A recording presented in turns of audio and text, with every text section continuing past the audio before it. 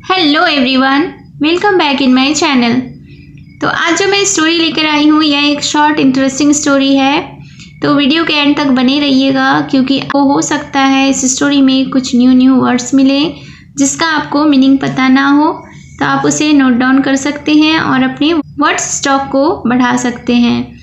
तो अगर आप इस चैनल पर न्यू हैं तो मेरे चैनल को सब्सक्राइब कर लीजिए और जो बेल का आइकन दिख रहा है उसे भी प्रेस कर दीजिए ताकि मेरी आने वाली वीडियोस का नोटिफिकेशन आप तक पहुंच जाए। आज के स्टोरी का टाइटल है द कूपर्स। कूपर्स का अर्थ होता है खोदने वाला या मरम्मत करने वाला। So let's begin the story. Bruce Cooper was a would picker living on a tall Elm tree. क्या मतलब हुआ इसका?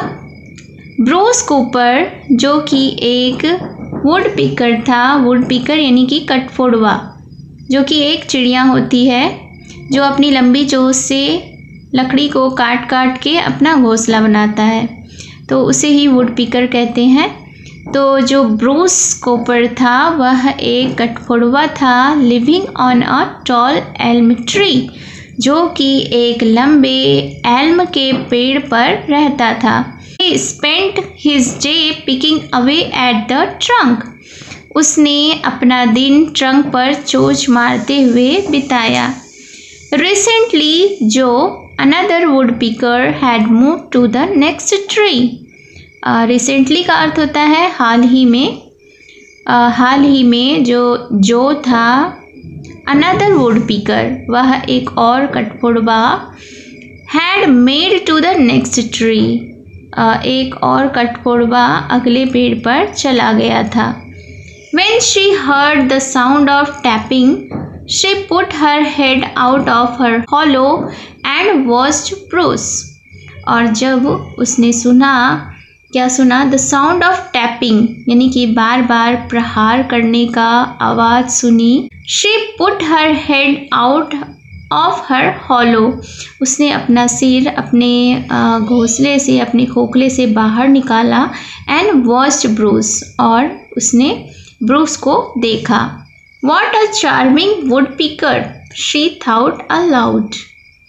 उसने क्या सोचा कि चार्मिंग का अर्थ होता है आकर्षक। उसने सोचा कि क्या ही आकर्षक वुड पिकर है यह, यानी कि यह कितना ही आकर्षक कटफोड़वा है। शी थाउट अलाउड, यानी कि वह उसने ज़ोर से फिर कहा, सोचा और कहा, I wish I could make friends with him. उसने आगे क्या कहा कि काश मैं उसकी दोस्त बन पाती। On other branch was an old owl, miss amber, who heard the remark and smiled. फिर क्या हुआ कि ऑन अनदर ब्रांच, यानी कि दूसरी डाली पर, वॉज एन ओल्ड आउल, एक बूढ़ा उल्लू था जिसका नाम क्या था? Miss amber. मिस एम्बर उस बूढ़े या बूढ़ी आउल का, बूढ़ी उल्लू का नाम था। हु हर्ड द रिमार्क, जिसने की टिप्पणी या विचार सुनी। एंड स्माइल्ड, और वह स्माइल करी, यानी कि वह मुस्कुराई। द नेक्स्ट डे, दूसरे दिन, miss Amber sat on the neighbouring tree and spoke to Pete. फिर दूसरे दिन क्या हुआ कि मिस एम्बर ने, जो कि एक बूढ़ी उल्लू थी, वह set on the neighbouring tree, वह पड़ोस के पेड़ पर बैठी। एंड स्पोक टू पेटे, और पेटे को सारा बात बताई। पेटे वही था जो वुड पिकर था, जो सारा दिन अपना ट्रंक पर चोंच मारा करता था। There is a very lonely woodpecker on the other tree, Bruce, she said, she needs a little help. फिर क्या हुआ कि उसने मिस एम्बर ने, बूढ़ी आउल ने पेटे से कहा कि there is a very lonely woodpecker on the other tree, यानी कि दूसरे पेड़ पर एक बहुत ही अकेली सी वुड पिकर है, यानी कटफोड़वी है, ब्रूस। शी सेड, आगे उसने कहा, she needs a little help, यानी कि उसे एक छोटी सी मदद की ज़रूरत है।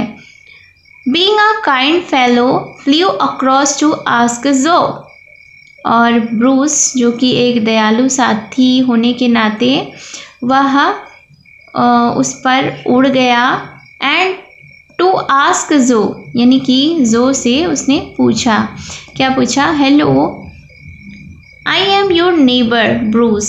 उसने क्या कहा कि नमस्ते, मैं तुम्हारा पड़ोसी ब्रूस हूँ। Can I be of any help? क्या मैं कोई मदद कर सकता हूँ? जो वॉज डिलाइटेड, जो आनंदित हुई।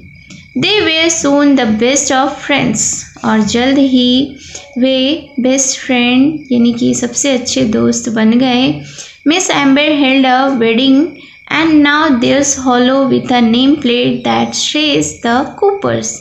और फिर क्या हुआ कि मिस एम्बर ने, जो कि एक बूढ़ी उल्लू थी, उसने एक वेडिंग यानी कि एक शादी ऑर्गेनाइज करी, बहुत ही शानदार शादी। And now there's a hollow, और अब वहाँ एक हॉलो है, एक खोखला है पेड़ में, with a name plate that says, जिसके कि बाहर में नेम प्लेट लिखा हुआ है, जिसमें लिखा है, जिसके बाहर में एक नेम प्लेट लगा हुआ है जिसमें कि लिखा है the Coopers. So this was the story. आपको ये स्टोरी कैसी लगी कमेंट में ज़रूर बताएं। तो मिलती हूँ मैं फिर से एक न्यू इंटरेस्टिंग स्टोरी के साथ। Thank you for watching.